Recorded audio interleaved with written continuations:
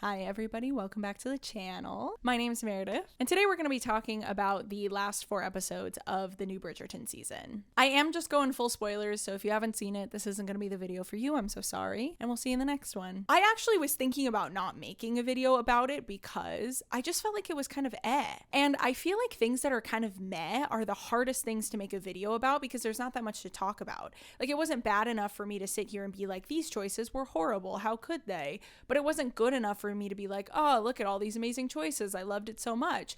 It was entertaining and I enjoyed it and it existed and then it was done. And that was how I felt about the last 4 episodes of the season. And it was a little disappointing because I felt like the first 4 episodes were really good.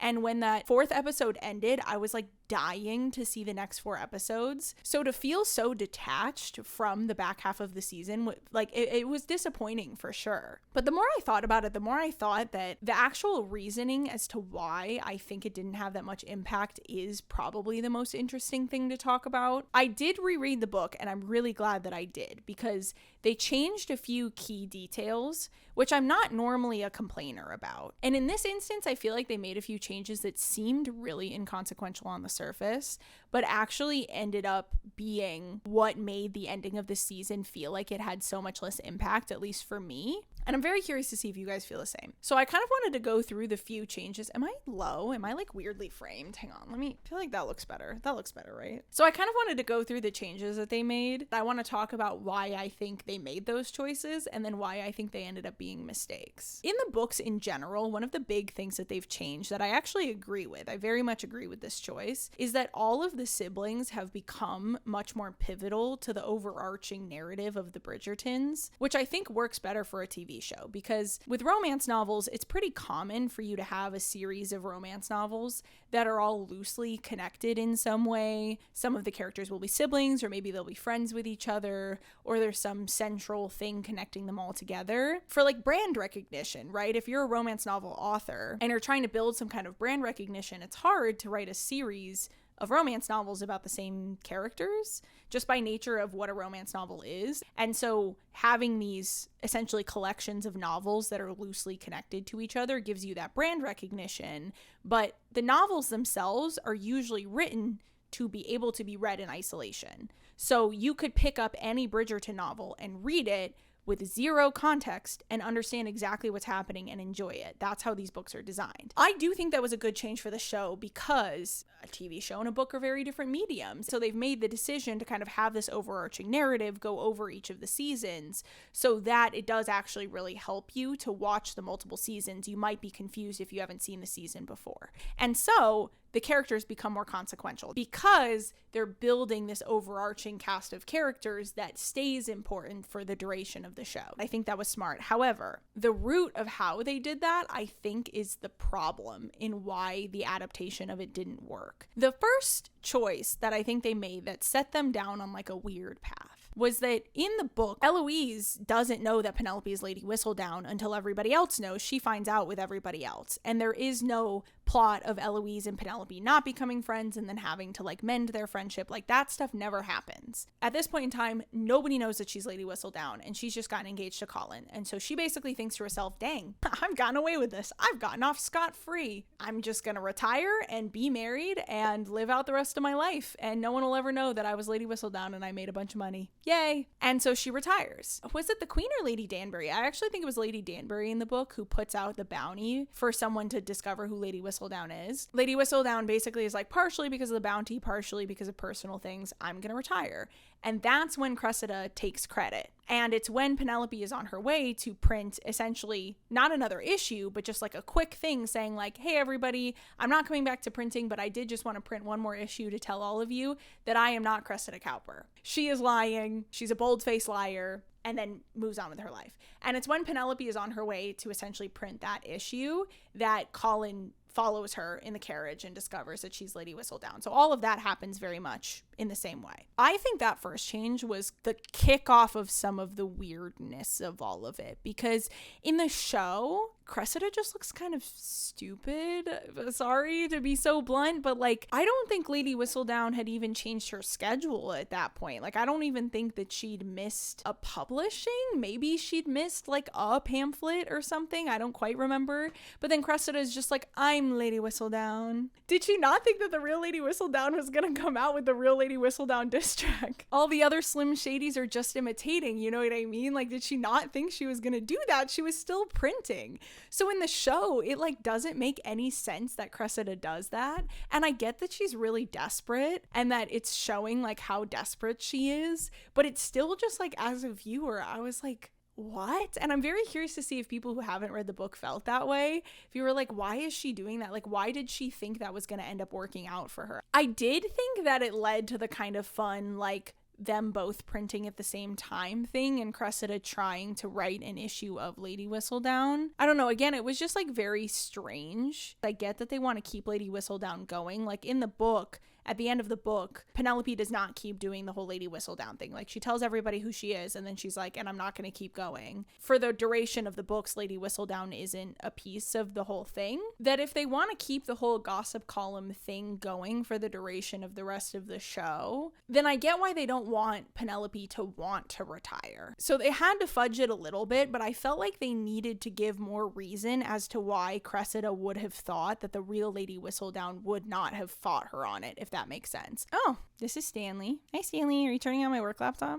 I'm done working for the day. Gonna have to cover that. What are you doing, silly boy? He wants his dinner. What time is it? Oh, you got 45 minutes. You got a lot of time. So I just thought that was really weird because I didn't feel like they gave Cressida enough reason for why she did what she did. And so then you just ended up spending a lot of that season thinking like, why did you think this was going to pan out for you? So then the next thing that they changed, which you've probably already picked up on, is the fact that Eloise knows that Penelope is Lady Whistledown and this impacts their friendship. Colin does not find out until much later in this back half of the season that Penelope is Lady Whistledown. Like I said, this change almost seems inconsequential on the surface. Like, obviously it changes the general plot of this season, but they're just trying to incorporate Eloise a little bit more, and they have to kind of resolve this friendship rift between her and Penelope, and it makes sense that Eloise would want Penelope to tell Colin. But the problem is that with romance novels, you know how it ends. You know the couple ends up together. So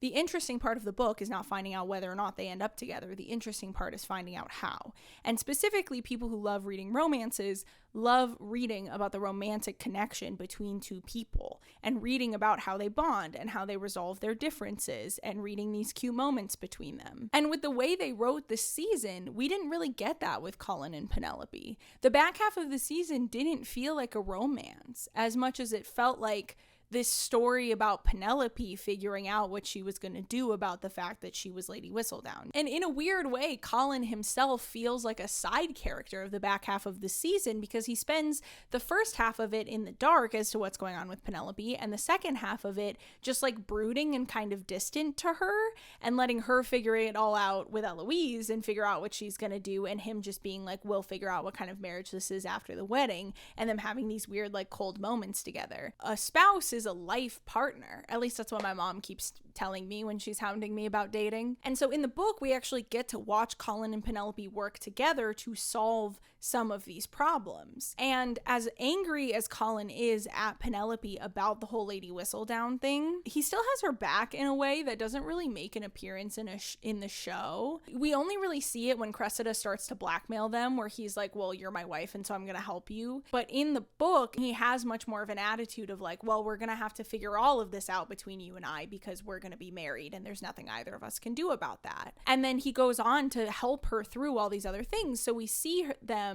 become a partnership. We see them bonding. And like, that's the point of a romance, is we see them attacking all of these problems head on together. And then, you know, Penelope betrays Colin a little bit and he's pretty upset about it. And especially because it actually happens at their engagement party that the pamphlets get passed out, which isn't what Penelope wanted, but her printer just decided to do that because they thought it would be like a bigger event than the one that she had picked to actually hand out the pamphlets. And so all these pamphlets go out saying that Cressida isn't Lady Whistledown, and it's actually at their engagement party. And part of why Colin is mad is because that's their official announcement. So he's like, oh, you waited basically until I was stuck to do this. And then that's when they have sex. Why does that matter? The sex scene was just weird in the show. Like, it was just kind of weird, right? It was just kind of weird. It was just kind of awkward. I get that they're trying to make it accurate to the fact that she was a virgin, but neither of them seemed super comfortable. That was made even worse by the fact that you knew that Penelope was actively lying to Colin. And so there's this sinister nature to it that just makes it hard to enjoy, because you know that there's something that Colin doesn't know that Penelope does. And that once he finds out, he's going to end up being really angry with her and maybe not even want to be with her. And yet they're intimate together, almost under these like false pretenses. And so it feels icky. It feels malicious. And there's kind of a point where Colin says, like, I'm going to stay with you because we were intimate together. And so I'm not going to like break off the engagement. And he kind of accuses her of trapping him in a way by doing that. And you as the viewer kind of feel that way too. You knew she was lying to him, and so there's this ickiness to the sex scene that makes it kind of hard to enjoy. And that's one of the only ones that we got. We just never really get to see them have good sex. Sorry, Mom, if you're watching this one. But like, we just don't get to watch them have like good sex that they both seem to enjoy, and where neither of them are like actively lying to each other about anything. And so that was kind of strange. But also then, like I've been kind of harping on, we just don't see Colin and Penelope like work through any of this. And the more I reflected on this, the more I realized it isn't just that they made it so that a lot of the conversations that Penelope has with Colin in the book, she has with Eloise in the show. But her and Colin never really like formally work out their differences, if that makes sense. Like, if my memory serves, she just goes up and has her whole announcement about her being Lady Whistledown, and he has her back like after that. And that's it. That's all there is to it. There isn't any like emotional release there. The last change that they made in the book, it's actually Colin that puts together the whole thing where they announce that Penelope is Lady Whistledown, and he like surprises Penelope with it. Like, she doesn't know that he's gonna do that before he does, and in a way it's his peace offering to her, if that makes sense, and like showing her that he accepts her. And so I guess to me it just didn't really even feel like a romance. Like, these 4 episodes didn't feel like a romance to me. They felt like it was about Penelope and Eloise's friendship more so than it was about Colin and Penelope's marriage. I also think that it was a really interesting choice to have them get married and then for days afterwards like still not have things be resolved, maybe even weeks. It was just so unsatisfying. And I think that's maybe the key word for it. And I walked out of this season just unsatisfied. And in a weird way, they have managed to commit a crime that exists in romance novels a lot, but that you rarely see in romance novel adaptations. And I was actually almost kind of impressed that they managed to take this problem to screen. But there are many romance novels where it ties up too nicely at the end because of one big party. There are too many romance novels where basically one big series of events happens all right in a row, where every single problem that existed through the whole book gets resolved all at once. And it's because authors are obsessed with this idea of a climax. Not just authors, obviously, any storyteller. But because you have a climax, everything has to be resolved right when the climax happens, and there has to be like that one scene that is the climax where everything gets talked about and everything gets resolved. And they kind of did that in the show. They had the ball scene where Penelope gets up on stage and talks about how she's Lady Whistledown, and that moment solves so many of the problems in the show up to then. And it all just like wraps up in a nice little bow. Penelope's actions, like how did her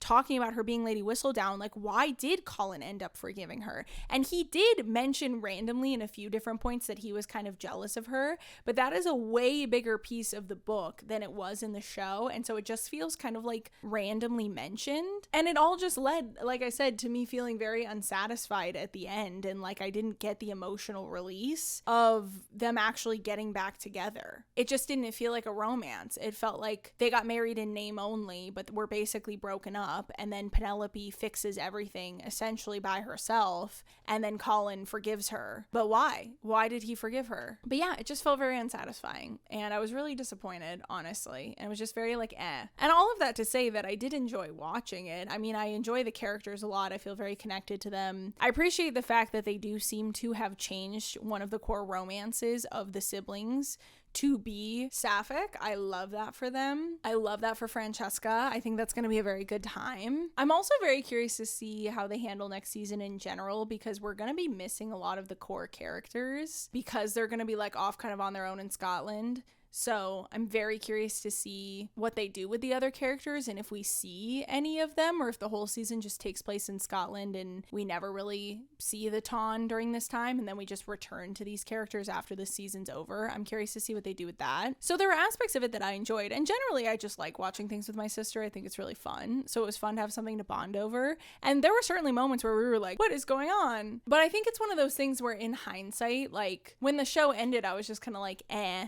And in the weeks that have followed, I've been very like, about it. It was fine. It was fine. And it's disappointing to me that it was fine, because I was ready for it to be like my new favorite season of a TV show ever. I feel like a hater. I don't mean to be a hater right now. I don't know. I didn't feel very impacted by it. And I don't watch that much TV. So if I'm going to take the time to watch a TV show, I want to feel something. It didn't make me feel anything, you know? Let me know what your guys' thoughts are down below. I'm very, very curious. Make sure you like and subscribe, and I'll see you in the next one.